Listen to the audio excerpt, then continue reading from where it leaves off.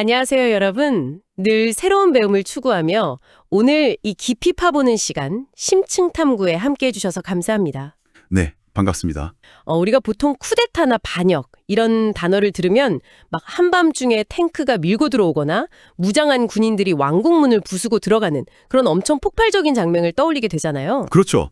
영화에서 많이 보는 그런 과격한 장면들이요. 네네. 그런데 오늘 우리가 파헤쳐볼 고대 문헌 사무엘하 15장의 기록은 완전히 다른 양상을 보여줍니다. 맞아요. 폭탄이 터지는 그런 사건이 아니죠. 네, 오히려 이거는 마치 기업의 신라를 아주 오랜 시간에 걸쳐 교묘하게 횡령해서 결국 경영권을 통째로 뺏어버리는 아주 치밀한 적대적 인수합병에 가깝습니다. 정확한 비유네요. 물리적인 무력이 동원되기 전에 이미 승패가 결정되어 있는 그 고도의 심리전과 정치공학이 돋보이는 기록이거든요. 네. 이게 아버지인 다윗 왕과 아들 압살롬 사이의 권력 투쟁을 다루고 있는데 사실 수천 년 전의 낡은 역사로 치부할 수 없는 이유가 바로 여기에 있습니다. 어떤 점에서 그럴까요? 이 텍스트 안에는 권력이 대체 어떻게 이동하는지, 또 대중의 불만이 어떻게 조직화되는지 그 메커니즘이 아주 적나라하게 담겨 있거든요. 자, 그럼 이 부분을 한번 파헤쳐 볼까요? 이게 단순한 옛날 이야기가 아니라 권력을 훔치는 완벽한 매뉴얼이자 위기 관리의 교과서 같거든요. 흥미로운 건 이 치밀한 적대적 인수합병의 첫 단계가 무기를 막 모으는 게 아니었다는 점입니다. 네, 무기가 아니라 다른 걸 모았죠. 텍스트를 보면 압살롬이 자신을 위해 병거와 말 그리고 50명의 호위병을 세워서 굉장히 화려한 이미지를 딱 구축합니다. 보여주기식 정치를 시작한 거죠. 맞아요. 그리고 매일 아침 일찍 성문 곁에 서서 억울한 일로 왕에게 재판을 받으러 오는 사람들을 길목에서 턱 가로챕니다. 중간에 낚아채는 거네요. 네, 사람들의 사연을 다 듣고 나서는 엄청 공감하는 척하면서 이렇게 말해요. 당신 말이 100번 옳다. 그런데 왕이 당신의 말을 들어줄 사람을 세우지 않았다. 이렇게요. 아주 교묘하네요. 그러면서 자신이 재판관이 되면 정의를 베풀겠다고 아주 대놓고 선언을 합니다. 여기서 그 성문이라는 공간의 정치적 의미를 좀 짚고 넘어갈 필요가 있습니다. 고대 이스라엘 사회에서 성문은 단순한 출입구가 아니거든요. 아, 그럼 뭔가요? 거기가 가장 중요한 사법기관이자 행정 중심지였습니다. 아하, 사람들이 다 모이는 곳이군요. 네. 그리고 왕의 가장 핵심적인 책무가 바로 백성들의 억울한 송사를 듣고 정의롭게 판결하는 거였고요. 그렇겠네요. 옛날 왕들은 재판관 역할도 했으니까요.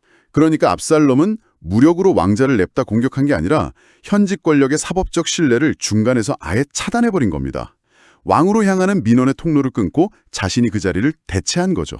와, 이거 완벽하게 현대 선거판의 포퓰리즘 정치인이 떠오르는 대목인데요. 완전히 똑같죠. 그 현직 시장의 사무실 앞에서 막 민원 처리가 늦어져서 분통을 터뜨리는 시민들을 반대파 정치인이 딱 가로채서 손을 꽉 맞잡고 거짓 공감을 쏟아내는 그런 장면 말입니다. 네네, 정확합니다. 텍스트를 보면 심지어 사람들이 절을 하려고 하면 압살롬을 얼른 손을 내밀어 붙잡고 입을 맞췄다고 나옵니다. 아주 철저하게 계산된 스킨십이죠. 언론 플레이로 사람들의 마음을 완전히 훔친 거네요. 맞아요.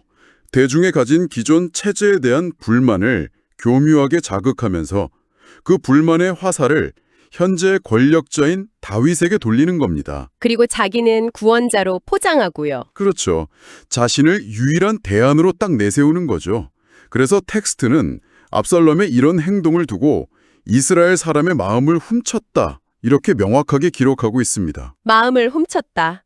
참 무서운 말이네요. 여기서 흥미로운 점은 이 심리전의 기간이에요. 이 작업이 단 며칠이나 몇 달이 아니라 무려 4년 동안 지속되었다는 사실입니다. 와, 4년이요? 매일 아침 성문에 나가서 4년 동안 원수도 아니고 자기 아버지의 백성들을 상대로 거짓 공감을 연기했다는 건데, 와, 그 집요함이 진짜 대단하네요. 엄청난 끈기죠. 권력을 향한 그 집착이 어마어마했던 겁니다. 대중이 스스로 자기를 원하게 만드는 일종의 자발적 복종을 4년에 걸쳐 설계했기 때문에 이후에 쿠데타가 그렇게 순식간에 성공할 수 있었던 거겠네요. 네. 인심을 확실히 장악했다고 판단한 압살롬은 이제 마침내 행동에 나섭니다. 어떻게 행동하나요? 아버지 다윗에게 가서 과거 아람의 그술이라는 지역에 있을 때 신에게 했던 서원을 갚아야 한다 이런 핑계를 대면서 헤브론으로 가겠다고 허락을 구하거든요. 잠깐만요. 여기서 그술에 있을 때의 서원이라는 대목이 그냥 넘어가기엔 좀 의문이 듭니다. 왜 하필 그술에서의 서원이라는 핑계를 댄 건가요?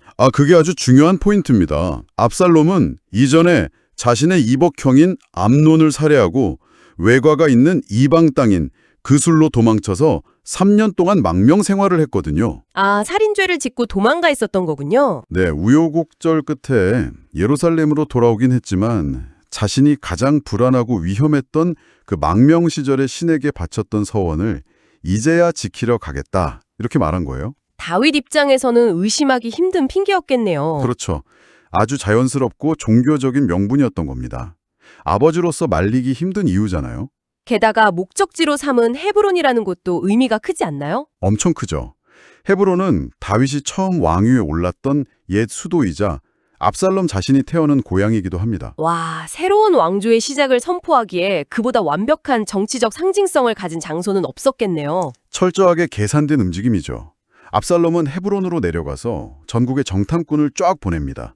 그리고 나팔 소리와 함께 반역을 선포하죠. 그런데 이때 압살롬의 쿠데타에 날개를 달아주는 두 가지 결정적인 사건이 발생하잖아요. 네, 아주 결정적이었죠. 하나는 예루살렘에서 무려 200명의 유력 인사들이 영문도 모른 채 압살롬을 따라갔다는 것이고, 다른 하나는 다윗의 핵심 모사이자 최고의 전략가인 아히도벨이 압살롬 편으로 탁 넘어갔다는 겁니다. 아니, 이 200명은 도대체 왜 따라간 건가요? 일종의 사회적 증거를 조작한 겁니다. 압살롬이 제사를 지내러 간다면서 수도의 유력한 엘리트 200명을 초청한 거예요. 아, 그냥 VIP 초청장 같은 걸 보낸 거군요. 네, 이 사람들은 정말 아무런 내막을 모른 채 그냥 단순한 종교 행사인 줄 알고 따라갔습니다. 그런데 밖에서 볼 때는 얘기가 다르잖아요. 완전히 다르죠. 외부에서 볼 때는 수도의 핵심 인사 200명이 이미 압살롬 진영에 쫙 합류한 것처럼 보였을 겁니다. 와, 대중은 유력 인사들이 지지하는 쪽이 대세라고 판단하게 되니까요. 그렇죠. 압살롬은 이 200명을 일종의 정치적 인질이자 선전 도구로 활용해서 대세론을 딱 형성해버린 겁니다. 거기에 당대 최고의 지략가인 아히도벨까지 합류했으니 쿠데타의 성공은 뭐 기정사실처럼 굳어졌겠네요. 맞습니다. 가짜뉴스와 여론 조작으로 엄청난 일모전을 만들어낸 거죠. 진짜 여기서 정말 흥미로워지는 부분이 있습니다. 이 소식이 예루살렘에 있는 다윗에게 전해지잖아요. 민심이 다 압살롬에게 넘어갔다는 보고를 듣습니다. 절망적인 상황이죠. 그런데 다윗의 반응이 굉장히 뜻밖해요. 다윗은 소년 시절에 그 거인 골리앗을 쓰러뜨리고 평생을 전쟁터에서 보낸 산전수전 다 겪은 노련한 전사이자 왕이잖아요. 이스라엘 최고의 영웅이죠. 그런데 왜 싸워보지도 않고 궁을 버린 채 도망부터 쳤을까요? 방어전 한 번 안 치르고 수도를 텅 비우는 게 전략적으로 말이 되나요? 표면적으로만 보면 늙고 지친 왕이 겁에 질려서 도망치는 것처럼 보일 수 있습니다. 하지만 이것을 더 큰 그림과 연결해 본다면 이 결정의 이면에는 매우 냉철한 현실인식이 깔려 있어요. 어떤 현실인식이죠? 다윗이 도망치며 한 말을 보면 저가 우리를 급히 따라와서 해하고 칼로 성을 칠까 두렵다, 이렇게 말하거든요. 아, 칼로 성을 친다는 건 시가전을 의미하는 건가요? 맞습니다. 다윗이 가장 두려워했던 것은 자신의 개인적인 안위가 아니었어요. 그 좁은 수도 예루살렘 성 안에서 시가전이 벌어졌을 때 발생할 무고한 백성들의 대규모 희생이었던 거죠. 아, 수도에서 결상전을 벌이면 이스라엘은 돌이킬 수 없는 내전의 피바다가 될 테니까요. 그렇습니다. 권력을 지키기 위해 백성을 방패막이로 쓰는 게 아니라 끔찍한 유혈 사태를 피하기 위해서 권력의 중심지를 아예 내어준 전략적 결단이었습니다. 야, 대단하네요. 그런데 텍스트를 보면 다윗이 궁을 떠나면서 후궁 10명을 남겨두고 갑니다. 네, 빈 궁을 지키게 했죠. 이건 단순히 데려가기 짐스러워서 남긴 건 아닐 텐데요. 고대 근동사회의 법과 관습을 이해해야 하는 대목입니다. 왕궁에 자신의 여인들을 남겨둔다는 것은 이 궁궐과 왕좌에 대한 나의 법적 권리가 아직 끝나지 않았다, 이것을 주장하는 강력한 정치적 행위입니다. 아, 일종의 영역 표시 같은 거군요. 네, 영원히 포기하고 떠나는 게 아니라 언젠가 반드시 다시 돌아와서 나의 권리를 되찾겠다는 전략적 포석이었던 거죠. 세상에 피난길에 오르는 그 비참한 와중에도 머릿속으로는 이미 다음 스텝을 치밀하게 계산하고 있었다는 거네요. 다윗이라는 인물의 내공이 드러나는 대목입니다. 자, 이제 왕이 예루살렘을 빠져나가 광야로 향하는 처절한 피난 행렬이 이어집니다. 이 급박한 상황 속에서 인간관계의 민낯이 아주 적나라하게 드러나는 만남들이 막 이루어지는데요. 네, 여러 무리가 지나가죠. 먼저 가드라는 곳에서 온 600명의 이방인 용병과 그들의 리더인 이떼가 다윗 곁에 섭니다. 그런데 다윗은 이떼에게 너는 쫓겨난 나그네니 굳이 나와 함께 고생하지 말고 네 자리로 돌아가라 이렇게 엄청 배려를 해줍니다. 사실 다윗의 입장에서도 그 600명의 정예 병력은 너무나 아쉬운 상황이었을 겁니다. 지금 군사가 하나도 없으니까요. 그렇죠. 600명이면 큰 힘이 되잖아요. 하지만 다윗은 이스라엘의 내부 정치 싸움에 아무런 연고도 없는 이방인 용병들을 피 흘리게 할 수 없다고 판단해서 그들에게 자유를 준 셈입니다. 리더로서의 품격이 보이네요. 그런데 이때의 대답이 놀랍습니다. 여호와와 왕의 살아계심을 두고 맹세하는데 왕이 계신 곳에 죽으나 사나 저도 함께 있겠습니다. 이렇게 맹세를 해버립니다. 정말 감동적인 장면이죠. 비유를 해보자면 이런 것 같아요. 회사가 완전 부도 위기에 처해서 아이도빌 같은 핵심 임원들은 회사 기밀 다 들고 경쟁사로 도망갔는데 갓 입사한 외국인 신입사원이 끝까지 남아서 사장님의 무거운 이삿짐을 나르며 끝까지 같이 가겠다. 이렇게 버티는 상황인 거잖아요. 하하, 아주 찰떡 같은 비유네요. 이 대조적인 상황이 던지는 묵직한 메시지가 있습니다. 위기의 순간에 인간의 진짜 본성이 어떻게 드러나는지를 날카롭게 보여주거든요. 피를 나눈 아들, 그리고 수십 년을 함께하며 모든 권력을 누렸던 핵심 측든 아이도벨은 철저하게 이해관계에 따라 등을 돌렸죠. 반면에 아무런 연고도 없고 충성을 바쳐봤자 돌아올 이득이 전혀 없는 이방인 이때는 목숨을 건 맹목적인 의리를 보여줍니다. 다윗이 가장 비참하게 무너진 그 순간에 역설적으로 누가 진짜 자신의 사람인지가 가장 투명하게 걸러지는 과정을 거친 거네요. 네, 위기가 곧 필터 역할을 한 거죠. 그런데 이때의 감동적인 합류 직후에 다윗은 또 한 번 상식 밖의 결정을 내립니다. 제사장 사독과 아비아달이 그 유명한 하나님의 언약궤를 메고 다윗을 찾아오잖아요. 네, 이스라엘 최고의 성물이죠. 고대 이스라엘 사회에서 언약궤는 단순한 물건이 아니라 신의 임재 그 자체이자 절대적인 승리를 담보하는 가장 강력한 부적 같은 상징 아닙니까? 맞습니다. 군사적으로나 정치적으로 완전히 코너에 몰린 다윗에게 언약궤는 최고의 프로파간다 도구였습니다. 그렇죠. 편이며 압살롬의 쿠데타는 신성모독이다. 이런 명분을 확실하게 줄 수 있었으니까요. 완전 여론전의 핵심 무기네요. 전략적으로 보면 언약궤를 돌려보내는 건 치명적인 실수 아닌가요? 군대의 사기를 유지하고 자신의 정통성을 증명하려면 진짜 무슨 수를 써서라도 언약궤를 곁에 딱 둬야죠. 당연한 생각입니다. 대중이 다윗에게서 언약궤가 떠나는 걸 본다면 신이 다윗을 버렸구나 이렇게 생각하기 뻔한 상황이잖아요. 정치공학적으로만 본다면 그 지적이 아주 정확합니다. 하지만 다윗은 언약궤를 굳이 다시 예루살렘으로 돌려보내버립니다. 도대체 왜 그런 거죠? 다윗이 남긴 말을 보면 그 이유를 알 수 있어요. 만일 내가 신 앞에서 은혜를 얻으면 다시 돌아와 그 궤를 보게 될 것이다. 그러나 신이 나를 기뻐하지 않으신다면 선히 여기시는 대로 내게 행하시기를 바란다. 이렇게 말합니다. 세상에. 신앙에 가진 그 정치적 도구로서의 효용성을 자기 스스로 그냥 포기해버린 거군요. 그렇습니다. 인간은 위기에 처할수록 종교나 신념을 자신의 생존을 위한 명분으로 막 이용하려는 유혹에 빠지기 쉽잖아요. 맞아요. 압살롬이 반역을 시작할 때 아까 그 구술에서의 서원, 그 종교적 명분을 교묘하게 이용했던 거랑 완벽하게 대비되는 지점이네요. 정확합니다. 다윗은 자신의 정치적 정당성을 유지하기 위해서 신을 볼모로 잡지 않았습니다. 자신의 운명을 철저하게 절대자의 주권적 처분에 온전히 맡긴 거예요. 와... 잃을 것이 아무것도 없는 가장 무력한 순간에 역설적으로 권력에 대한 집착을 딱 내려놓는 엄청난 내면의 단단함을 보여준 거죠. 진짜 소름 돋네요. 언약궤마저 적진으로 돌려보낸 다윗은 이제 머리를 가리고 맨발로 감람산, 즉 올리브산을 올라가며 엉엉 통곡합니다. 왕의 체면이고 뭐고 다 버린 채 믿었던 아들의 반역과 충신들의 배신에 대한 극도의 슬픔을 토해묻는 장면이죠. 심리적으로 완전히 바닥을 친 상태입니다. 그런데 바로 그때 누군가 다윗에게 아히도벨이 반역자들 쪽에 합류했다는 소식을 아주 명확하게 전해줍니다. 다윗에게 아히도벨의 배신은 진짜 단순한 슬픔을 넘어서 실질적인 국가적 위협이었어요. 아히도벨의 지략과 모략은 당시 사람들에게 막 신의 말씀과도 같은 권위를 가졌다고 평가받았으니까요. 그러니까 다윗이 즉각 하늘을 향해 아히도벨의 모략을 어리석게 해달라고 막 부르짖잖아요. 절박한 기도였죠. 그렇다면 여기서 정말 흥미로워지는 게 이 다음 장면입니다. 그 기도가 끝나기가 무섭게 옷을 찢고 머리에 흙을 덮어 쓴 오랜 친구 후세가 산비탈을 올라와 다윗을 맞이합니다. 네, 친구가 찾아왔네요.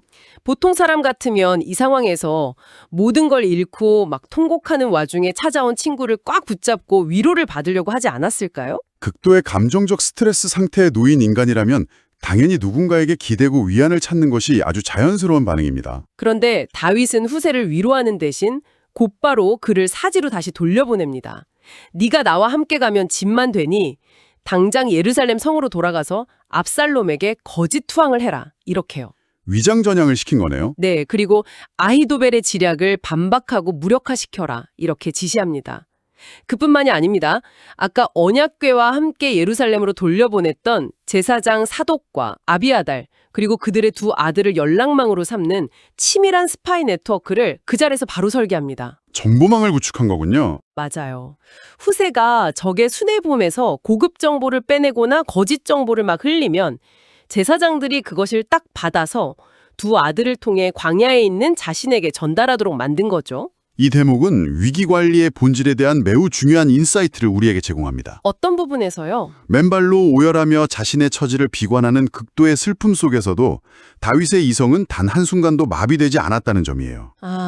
자신의 진영을 향해 다가오는 가장 치명적인 위협이 무엇인지 아주 정확하게 분석했죠. 압살롬의 군사력이 아니라 아히도벨의 머리에서 나오는 그 전략이 가장 큰 위협이라는 걸 단번에 간파한 거군요. 맞습니다. 그래서 적의 심장부에 후세라는 정보원을 딱 심어서 아히도벨의 조언을 사보타주하고 외곽의 제사장 그룹을 통해 통신망을 구축하는 완벽한 역정보 시스템을 가동한 겁니다. 그렇다면 이 모든 것이 의미하는 바는 무엇일까요? 감남산에서 맨발로 엉엉 울던 사람이 그와 동시에 완벽한 이중첩자 네트워크를 설계하고 있었다는 겁니다. 권력을 잃고 쫓겨나는 가장 절망적인 폐허의 순간에 이미 반격과 재건의 씨앗이 심어지고 있었던 거죠. 감정을 억누르지 않고 충분히 슬퍼하되 그 감정에 매몰되어서 판단력을 잃지 않는 정말 경이로운 균형 감각입니다. 오늘 이 기록을 자세히 들여다보면서 권력을 쟁취하고 지키는 과정에 얽힌 인간 심리의 밑바닥을 본 것 같습니다. 대중의 억울함을 들어주는 척하며 4년 동안 거짓 공감으로 신뢰를 횡령해 권력을 훔친 압살롬. 그리고 아무 이득도 없는 절망적인 순간에 목숨을 건 맹목적인 의리를 보여준 이때. 네, 마지막으로 극단의 위기 속에서도 신앙을 정치적 도구로 쓰지 않고 감정과 이성의 균형을 유지하며 다음 스텝을 설계한 다윗까지요. 이 텍스트가 시대를 초월해서 현대인들에게도 유효한 이유는 명확합니다. 여론을 조작하고 대중의 분노를 이용해서 권력을 얻으려는 시도가 오늘날에도 정치나 기업, 사회 각 분야에서 끊임없이 반복되고 있기 때문이죠. 정말 그렇네요. 또한 우리 개인의 삶에서도 어느 날 갑자기 쌓아온 모든 것이 막 무너져 내리는 듯한 위기를 마주할 때가 있잖아요. 그때 우리가 어떤 태도를 취해야 하는지 아주 묵직한 질문을 던집니다. 청취자 여러분은 뜻하지 않은 인생의 위기를 맞이했을 때 감정에 휩싸여서 그저 주저앉아 있습니까? 아니면 울면서라도 냉철하게 문제를 파악하고 다음 스텝을 설계하고 있습니까? 주변에 이때처럼 조건 없이 곁을 지켜줄 사람이 있는지 되돌아보는 것도 중요하겠죠. 맞습니다. 오늘 이야기를 마무리하면서 권력의 속성에 대해 한번 짚어봐야 할 것 같아요. 쿠데타는 결국 파괴의 기술이잖아요. 그렇죠. 상대의 약점을 찌르고 불만을 막 증폭시켜서 무언가를 무너뜨리는 데는 확실히 효과적일 수 있습니다. 바로 그 지점에서 오늘 다루는 주제에 가장 도발적인 질문이 나옵니다. 압살롬은 기존 체제에 대한 불만을 연료 삼아 4년 만에 최고 권력자의 자리를 훔치는 데 성공했습니다. 하지만 오직 남에 대한 분노와 비판, 그리고 권력에 대한 욕망으로만 뭉쳐진 그 반역이 막상 훔친 왕좌에 앉은 이후에는 과연 어떤 국가적 비전과 통합을 만들어낼 수 있었을까요? 누군가를 끌어내리는 것과 그 빈자리를 책임감 있게 채우는 것은 완전히 다른 차원의 능력을 요구하니까요. 진정한 리더십이란 타인의 다해를 쟁취해내는 기술에 있는 것인지 아니면 그 이후의 결과를 감당하고 시스템을 운영해 나가는 무게에 있는 것인지 우리 청취자 여러분도 각자의 삶과 사회를 바라보며 한번 깊이 고민해 보시길 바랍니다. 무너진 상황 속에서도 다음을 준비하는 그 치열함이 오늘 여러분에게 작은 영감이 되었기를 바라며 심층 탐구 여기서 인사드리겠습니다. 함께해 주셔서 감사합니다. 감사합니다.